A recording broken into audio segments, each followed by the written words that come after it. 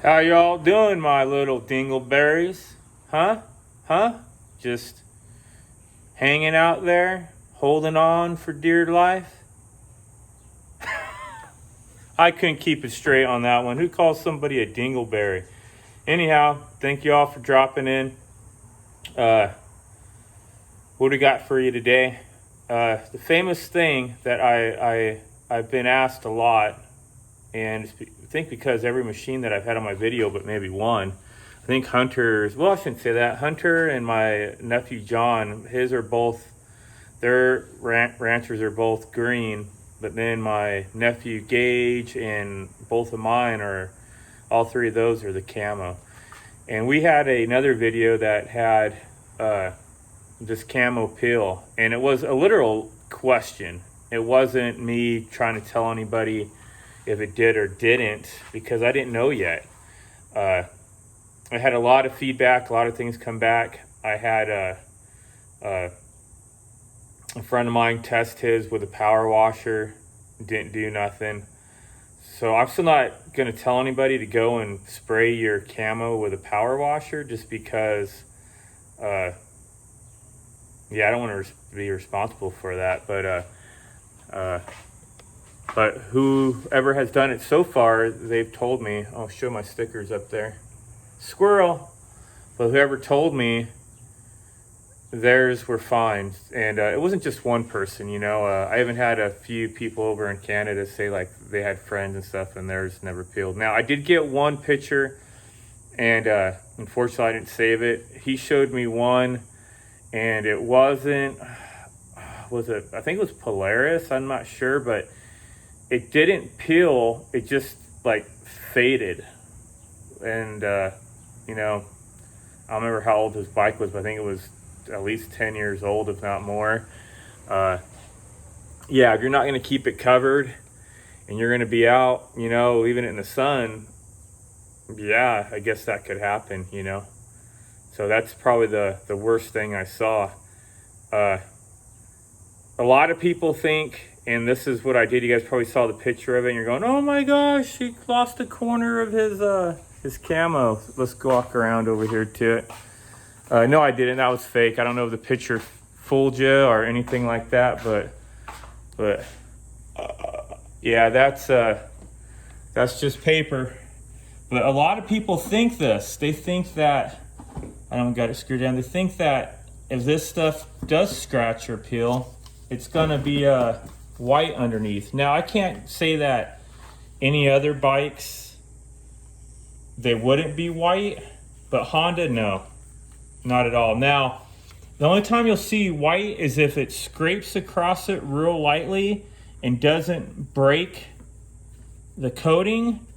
It leaves kind of like a light white. But I literally went up and like rubbed it like that, and that whiteness goes away.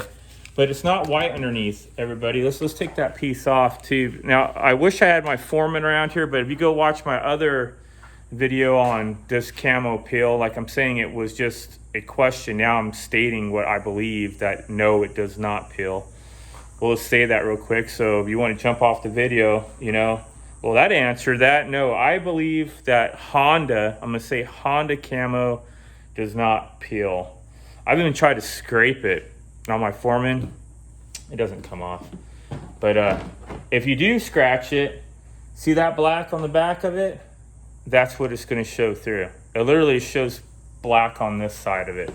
And what's even more funny about it, if you look real close at some of these colors, like on the Foreman, if you go watch that video, I show it really close, it blends in. If I had to say any kind of, color that a Honda has, I'm not going to speak for everybody, but I would think it'd be kind of the same. If you pick camo and you're going to be going off-road a lot, like I've done on, well, we'll use this as, before I get to that, you guys are going, what's this guy going with this? We'll use this as an example. I hope this shows up. So you see like this is just straight plastic. You can kind of see that line through there. That's from me hitting stuff and rubbing into trees and stuff. That won't rub off. It's there. It's permanent. It's in the plastic. It's kind of hard to see down here because kind of dusty, but I have it in this plastic too. You can see it. So when you have, I hear red's the worst, and the only red quad I ever had was my Polaris 570.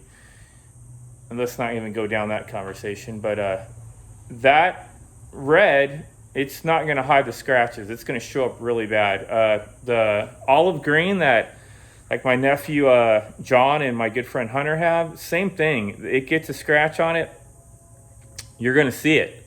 It doesn't hide it. And I'm assuming that's going to be the same with all this, like the Rubicon, the fancy, I shouldn't say that because the Foreman has the fancy paint now, but you know, like all those metallic greens and browns they have now, or bronze, whatever you want to call it.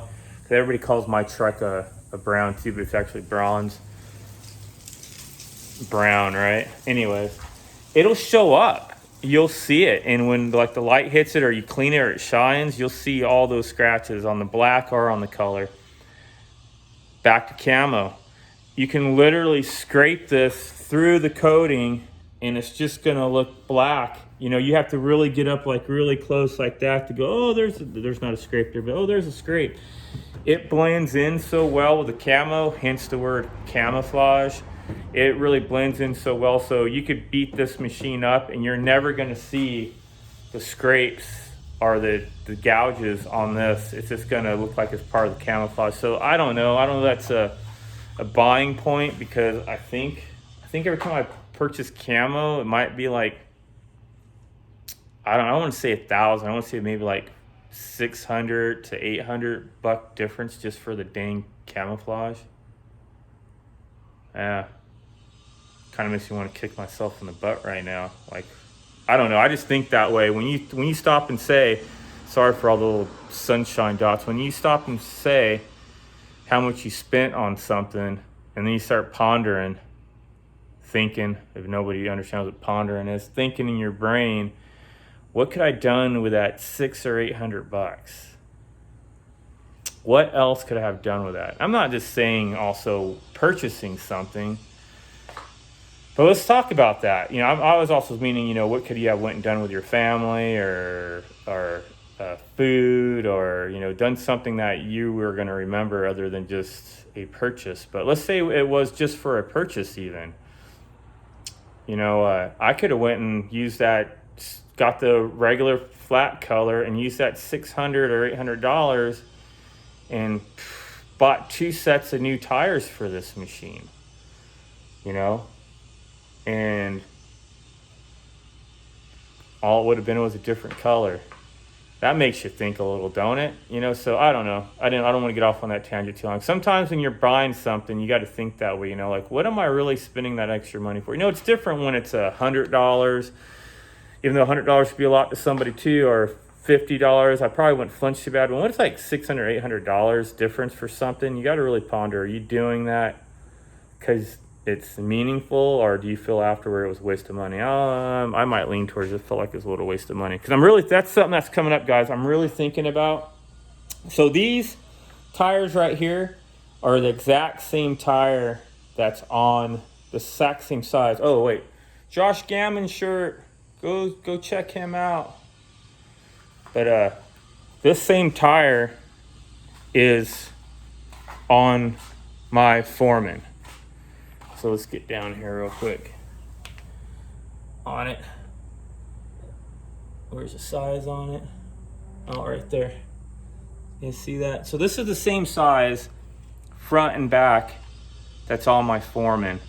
I can't use the rims, which I'm glad somebody corrected me on that, because I was thinking of taking these rims off and slapping them onto the Foreman, and there's a different configuration. The rims won't cross each other, and I'm glad he said that. But I've been looking into getting some of these a bigger set, so I want to go all the way up to, I think it's this is 25 by 8 by 12 for the front, so I'd want to go up to 27, is it 9, 27 9 12s or something like that, and the back would jump to they're all like the next, like maybe it's 10. I think it's like 2 numbers each on each one. I don't know. I'm messing it probably up, but I want to go up to as big as I can go without having to do like a 2-inch lift or something. I'm really thinking of doing that. That might be a new video to come here, but yeah, I'll keep you guys posted. So look forward to that on it.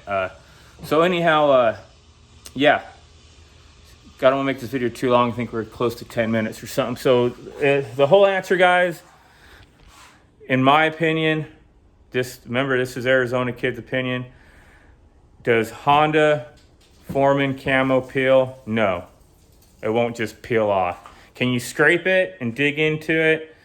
Yes, it'll turn it black. You'll scratch it, and if you scratch it really lightly, it could make it look like it's like a light white, but it'll rub off with your finger. But if you gouge into it really deep, it'll just be the black plastic underneath it. And I haven't seen mine peel. So there's the answer, everybody. What does Arizona Kid say? Honda Camo does not peel. All right, everybody. Thanks for dropping in. And hey, I will keep doing also the prepping videos. I think that's kind of fun to do. But we also need to get out on a trail ride here soon. It's just we got a bunch of restrictions since the July 4th is coming up on riding. We think there might be some state trust land we can go out and do like a little trail ride. So hopefully I can get on a trail ride real soon for y'all. Yeah.